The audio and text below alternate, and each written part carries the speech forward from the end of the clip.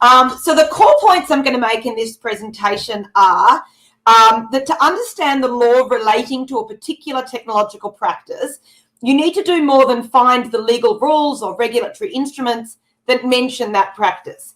And the best way to solve legal problems associated with technological change is usually not to regulate the technology itself. So they're the core points, but I'm going to go back a step and just explain what I mean. So a lot of the time when people think, what is the law in a particular area, something like AI or cybersecurity, there's a tendency, if you like, to focus on the technology, when usually the technology isn't the problem, or at least isn't the only problem. And if you do that, if you create rules that regulate artificial intelligence, for example, as Europe's proposing to do, then the problem is those rules will tend to become obsolete as the technology continues to evolve. Because even if you try, as Europe is trying, to use technology neutral definitions, the change is such it's almost inevitable that it will overtake that. Now, technology-specific or sui generis rules are okay where the problem is the technology itself. So a good example of that is something like human reproductive cloning. We don't ban the end product, human clones, because then we'd be banning identical twins. We ban the technological means of producing identical twins because that is the thing that concerns us, not the end state itself. So in other words, if we're thinking about something like AI and bias, which is a current topic, the question is, do we want a rule that says that AI decisions should not be discriminatory in particular ways? Or rather, do we want a rule that says that certain categories of decisions shouldn't be discriminatory independently of the technical means of making that decision? Now, we still have to work out what non-discriminatory means, and newer machine learning and statistical techniques force us to think about that question more deeply than we had previously. But the point is that regulating a technological practice is usually less useful than ensuring the law applies appropriately independently of the technology used. Now, this is something that a lot of people tend to ignore. So when visiting Germany, we had a map presented to us that had been produced by Deloitte. This is, so Germany has a Cybersecurity Act that deals with critical infrastructure and cyber risk. Australia has critical infrastructure legislation, but ours currently doesn't mention the word cyber and is instead about security as a broad category.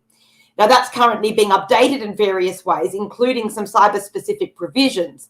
But my point is that we had similar laws to Germany, but nevertheless, when Deloitte published their map, Australia was black. We simply had no laws on cybersecurity, as compared to Germany that was shown to have such laws, which is kind of ridiculous, given our laws did pretty much the same thing. So one thing we did, largely in reaction, I suppose, to what Deloitte had produced, is produce a map of Australian law as relevant to cybersecurity, which we publish now as a free OSTLY resource that anyone can use. And it talks about, for example, cybersecurity in the context of tort, cybersecurity in the context of directors' obligations, and so forth, demonstrating, if you like, that Australia actually does have a lot of laws that deal with cybersecurity, even though those laws don't use the word cybersecurity and aren't limited to that context. Now, if you're looking at AI, it's even worse because no one seems to know what exactly AI is. People broadly understand it as a collection of technologies and practices, but what's in and what's out depends on whose definition you choose to use. These are simply a sampling of them, but it's pretty clear that there's a big difference between, for example, listing techniques in an annex, which is what Europe is proposing to do under its regulation, and comparing systems to intelligence, which is generally a word associated with humans. And certainly while some techniques will fall into both definitions, there'll be some that will fall into one of these definitions and not others, and so forth. So how you define something like AI, if you want to regulate it, is definitely the first challenge. So it's there that then we look at this interest in doing something about AI. Now, let's look at what Australia's done. At the moment, we don't have an AI regulation like Europe's proposing, but we do have AI ethics principles. Now, this started out with Data 61 and has evolved to the new ones that have now been published by the Department of Industry, but they generally suffer from exactly the same problems. And I should say there's more of them. I've just picked one somewhat at random. So let's look at this. Now, it is definitely helpful to take a general principle, like broadly do no harm or do good or something like that, that one might find in ethics, and say, link it to a particular technology, such as AI systems, and say, when you are using or creating AI systems, you need to bear in mind those broader ethical principles. Now, neither of these exercises, the department or Data 61, is a particularly deep exercise in applied ethics. It's literally just inserting the word AI system into what might be considered a broader ethical principle. But there's no problem with the idea of applied ethics. Now, to the extent that these rules, ethical principles, tell people building these systems, think about ethics, then no harm done, and maybe we create a culture of ethical practice. But that's only true so long as it remains clear that going around harming people is still ethically wrong, even if it's just humans doing it. In other words, if I take these and I remove the word AI system from either of these to ethical principles, then I think we'd still agree that, broadly speaking, the same principle applies. But despite that, I haven't seen a government policy to the effect that all activity undertaken in Australia should benefit individuals, the society, and the environment. It's certainly not an ethical principle that the government is promoting in that broader frame. So my main concern with these kinds of applied ethics exercises is that the interest in AI ethics is not prompting a broader interest in ethics. Rather, it's saying, if you like, we only care about ethics when you're using a machine. And that's concerning. Now, in Europe, they've taken it to the next level, and they've actually created or proposed a whole regulation of AI. And I'm not going to go through all of that because it will take way longer than the time I have remaining. But this is just an extract from it. So this is one of the rules, right?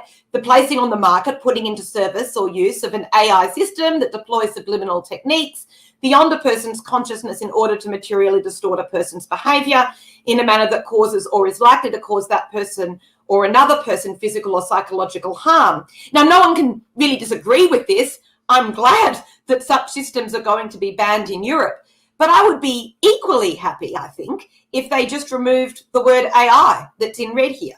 In other words, it's not the fact that it's an AI system using these techniques that makes it a problem. It's the fact that you're manipulating people that's the problem. So in other words, rather than framing the EU regulation as only being about AI, they should think which of the rules they're writing should be articulated in a broader frame in order to prevent harm. Now, that's not to say that one can't come up with a whole bunch of concerns, risks, and harms when thinking about AI, and I could have long conversations about each of these kinds of problems. But the main question is whether our concerns are really about AI in the way that our concerns about human cloning were really about doing something technological, or whether these kinds of concerns are illustrative of a broader problem, sometimes a new problem that AI has brought to light, but sometimes a very old one. So if we think maybe on another issue, we've spoken about bias already, but let's look at transparency, explainability, and accountability. Now, there's a whole variety of words here.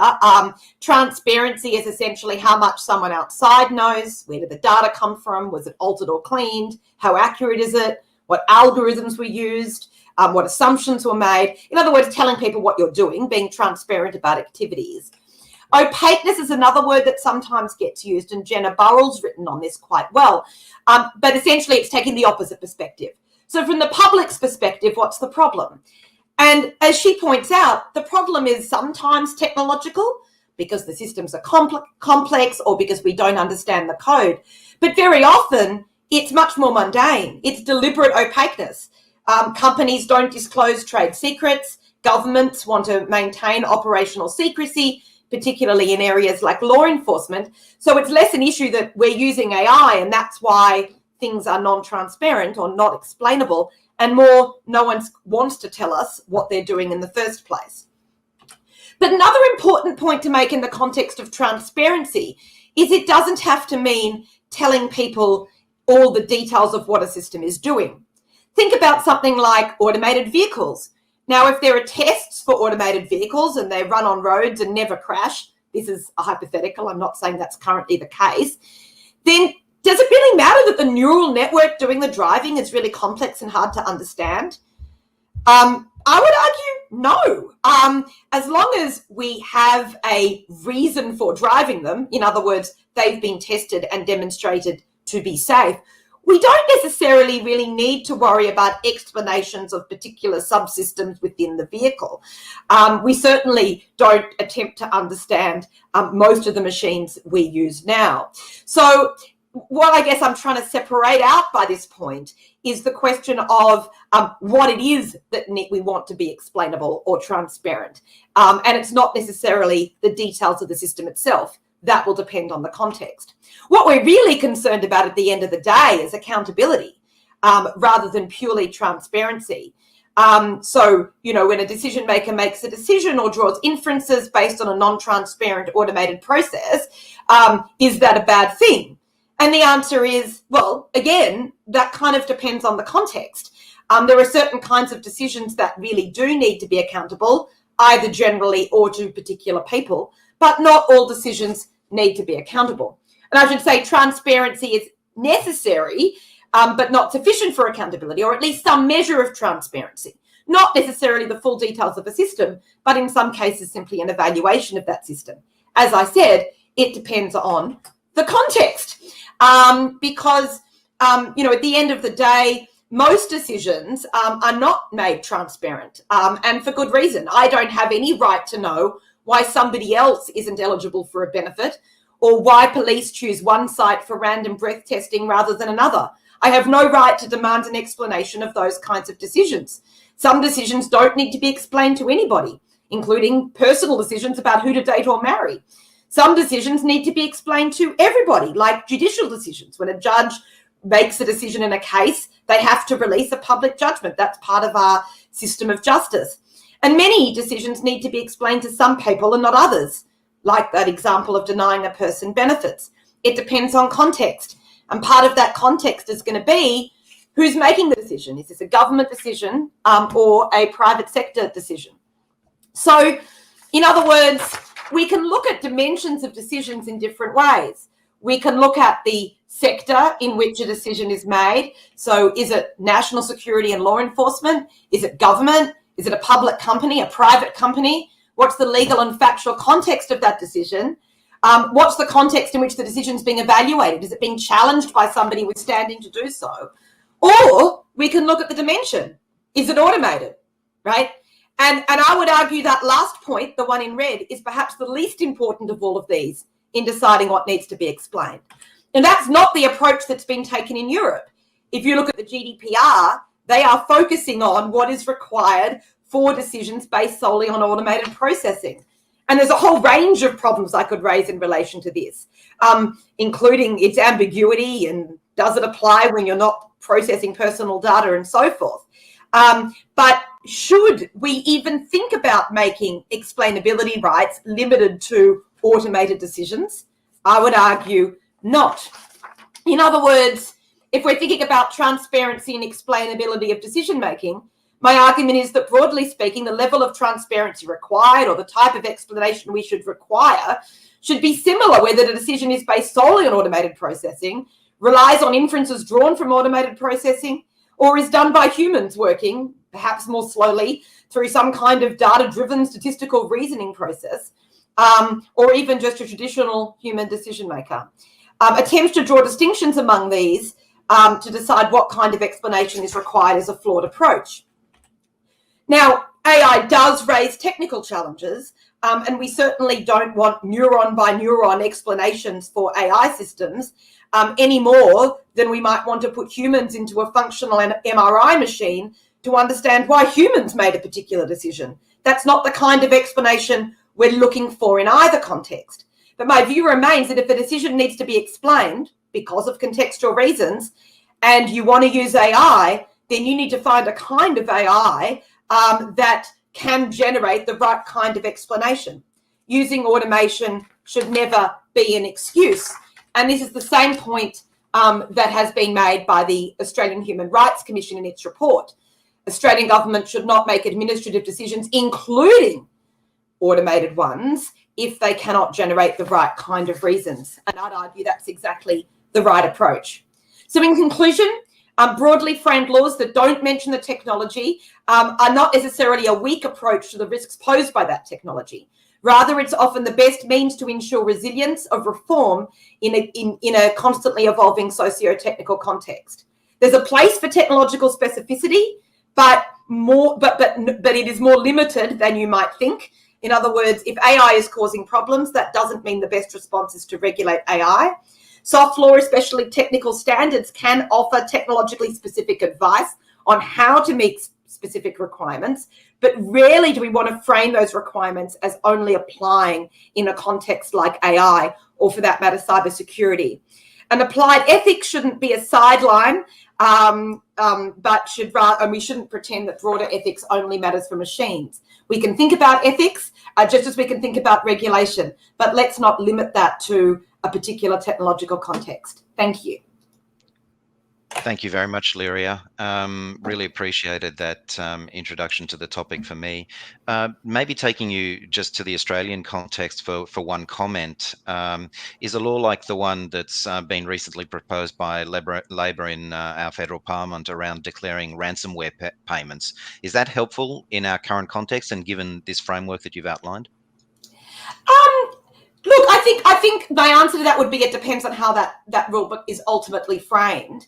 I think the question, one can say, for example, a very general high-level principle, don't give in to terrorists, or, that's a very broadly framed one. And it doesn't really matter whether you're paying someone in the context of a kidnapping attempt or a cyber attack or anything else. In all of those circumstances, paying the ransom, or if everybody pays the ransom, you're just going to promote the activity. So I would say, yes, we do need to think about that, and we do need to think about the obligations of the private sector in the context of things like ransom payments. And in a sense, coming together through law is a good way to do that, because every company's incentive might be to pay to get rid of the problem, but as a society, we might want to hold the fort.